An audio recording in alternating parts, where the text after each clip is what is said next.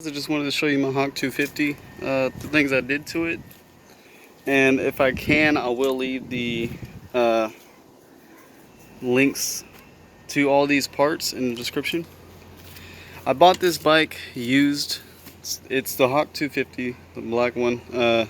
Bought it used for 700 bucks. Okay, it had a bad carburetor, exhaust was all fucked, but as you can see, I got a brand new aftermarket exhaust with bolts on there that I got actually from got these bolts from AutoZone, believe it or not.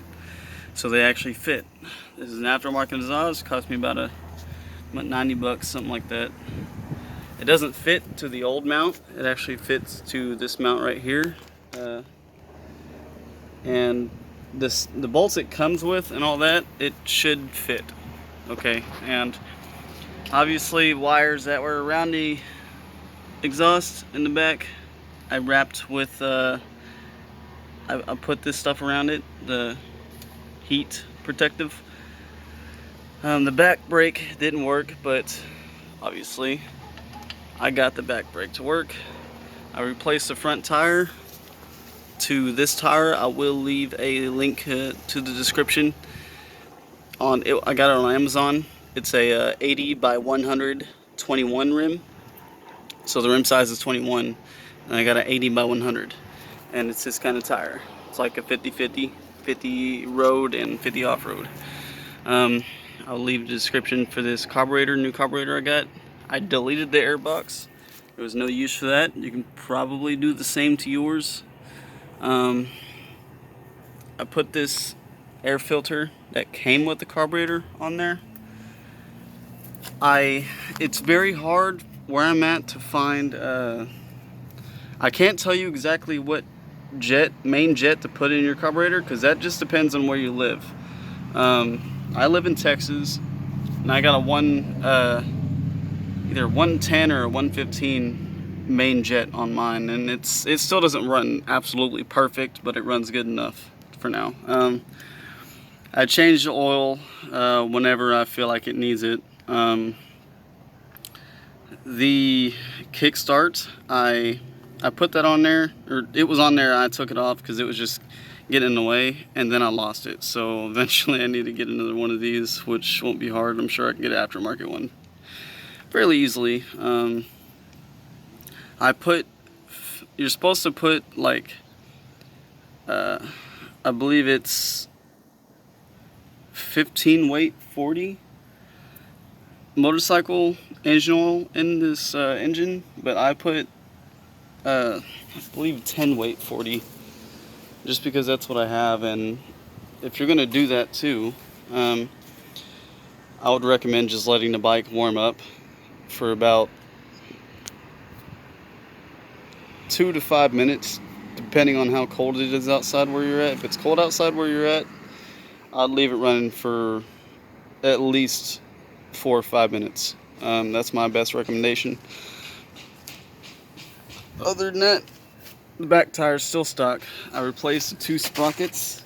I put a 17 tooth front sprocket on there and 45 tooth back, and I did not have to cut the chain. It is still a 130H 128 length, I think, whatever the stock one was. I replaced the chain as well. You're gonna want to do that. I would not lose your passenger pegs, because they're very expensive to get. I bought the bike without the left passenger peg, and I looked how much passenger pegs are, and they're expensive as fuck. So I do not recommend losing that. I replaced the front shifter. Front shifter, there's only one shifter. I replaced the shifter to this IMS one. It works fairly good. You got to angle it down just a little bit more to fit, because the stock one, it comes out a little bit. So this one you got to kind of angle down, and it should fit. And your foot, you'll be used to having it like up here to shift, but you'll get used to it down here, trust me. It's actually a lot better. I like it.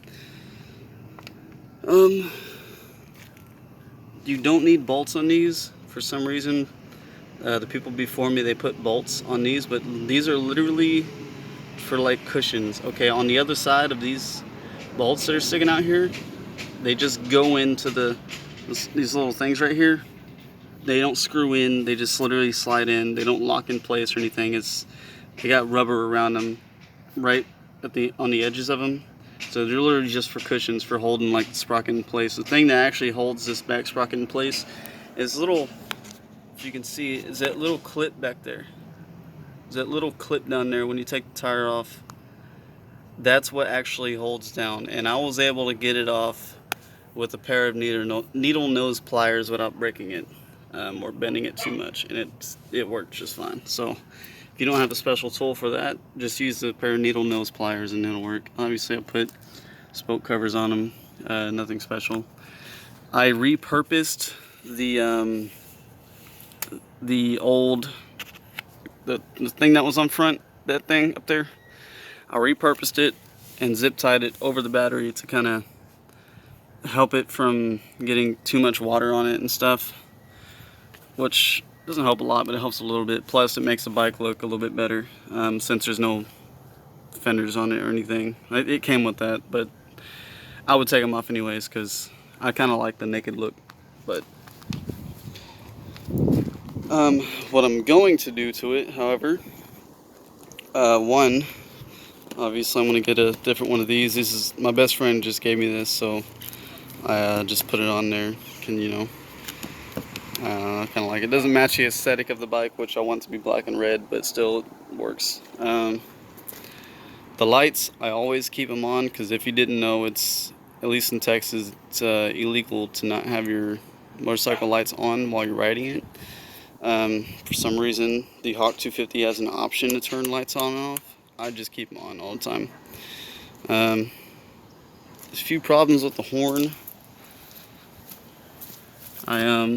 This wire right here to the horn, it like came loose. So literally all I did was I cut the rubber around the wires, at least this one, and just stuck it to it, and then I had shrink wrap over it, and I put it over and I shrink wrapped it. So it's holding pretty good.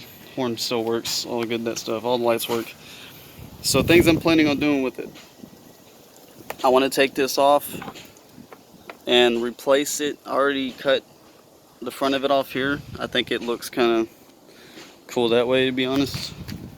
I didn't like it all pointy and stuff. But I'm going to take this off and replace it with a smaller front fender to give it more of a scrambler look. And I'm also going to replace the front headlight to a more vintage looking round headlight. That works the same way, it's going to look 10 times better. Other than that, the bike looks badass and it runs very good. And yeah, tell me what you think in the comments. Any questions you got, literally any questions you got, I've learned along the way. Any questions you got about this bike, just ask me in the comments and I'll do my best to answer them. Oh, and one last thing, a useful way to put like luggage on your thing and you don't have to buy like a whole new thing. There's bolts. Okay, hold on. There's 4 bolts under here, and if I show you real quick, these 4 bolts. Okay, and I don't need no special equipment. I just eyeballed this.